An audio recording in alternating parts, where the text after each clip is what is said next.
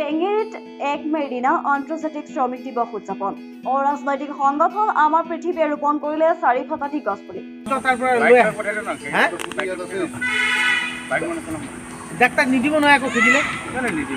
তিনিচুকীয়া জিলাৰ পেঙেৰিত 1 মে'ৰ দিনা মে' দিৱসত আমাৰ পৃথিৱী নামৰ অৰাজনৈতিক প্ৰকৃতিপ্ৰেমী সংগঠনে ব্যতিক্ৰমী কাৰ্যসূচী হাতত লৈ আন্তৰ্জাতিক শ্ৰমিক দিৱস উদযাপন কৰে। পেঙেৰিৰ আমাৰ পৃথিৱী নামৰ বেচৰকাৰী অনুষ্ঠানৰ উদ্যোগত আদৰ্শ খেতিয়ক ধনীৰাম চেতিয়াৰ উদ্যোগত আৰু স্থানীয় প্ৰকৃতিপ্ৰেমী ৰাইজৰ সহযোগত পেঙেৰি ডিগবৈ সংযোগী গড়কাপ্তানি পথৰ দাঁতিৰ দুয়োকাষে 400 চলোৱা গছৰ পুলি ৰোপণ কৰি এক নিদৰ্শন দাঙি ধৰিলে। আৰম্ভণিতে গছপুলি ৰোপণ কাৰ্যসূচীৰ শুভাৰম্ভ কৰে পেঙেৰি আৰক্ষী থানাৰ ভাৰপ্ৰাপ্ত আৰক্ষী বিষয়া নবীন চেতিয়া আৰু ব্ৰহ্মাজান চাহ বাগিচাৰ বিশিষ্ট চিকিৎসক ৰবীন চেতিয়াই। কাৰ্যসূচীত উপস্থিত থাকি সহযোগিতা আগবঢ়াই পেঙেৰিস্থিত সেনা ছাউনীৰ মেজৰ অৰুণ চন্দ্ৰয়ান আৰু আমাৰ পৃথিৱীৰ সদস্য ডেভিড চিলভিন, কমল কছাৰী, দীনেশ ৰেড্ডী, মতি থাপা, জিন্তু গগৈ, প্ৰদীপ শৰ্মাৰ লগতে ভালেসংখ্যক প্ৰকৃতিপ্ৰেমী লোকে।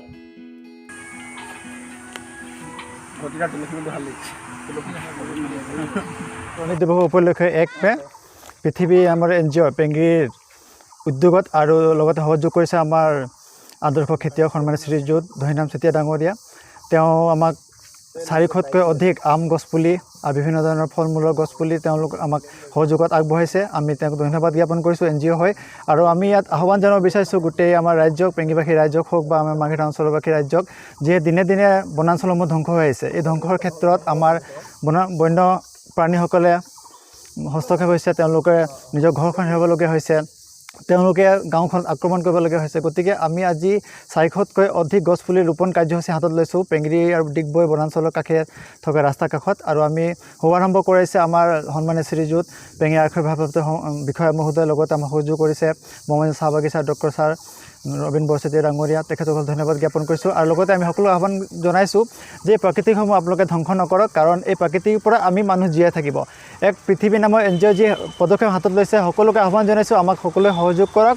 আৰু এই সহযোগ কৰা যিসকল সদস্য ইয়াত আছে এই পৃথিৱী নামৰ NGOত আমি সকলোকে ধন্যবাদ জ্ঞাপন কৰিছোঁ অন্তৰেৰে। কি আগন্তুক দিনৰ কাৰ্যসূচীটো আপোনালোকে এনেকৈ ওলাই আহক আৰু এই কাৰ্যসূচী আমি হাতত আগুৱাই লৈ যাম এনেধৰণে। বিশেষকৈ আমি ফল মূলৰ গছসমূহ বা আমাৰ যিকোনো ফ্ৰুট গছসমূহ আমি লগাবলৈ হাতত লৈছোঁ কাৰ্যসূচী। এই কাৰ্যসূচীৰ জৰিয়তে সকলোকে আমি ধন্যবাদ জ্ঞাপন কৰিব বিচাৰিছোঁ আৰু ভৱিষ্যত দিনতো এনেকৈ কাৰ্যসূচী আমি হাতত ল'ম। ধন্যবাদ।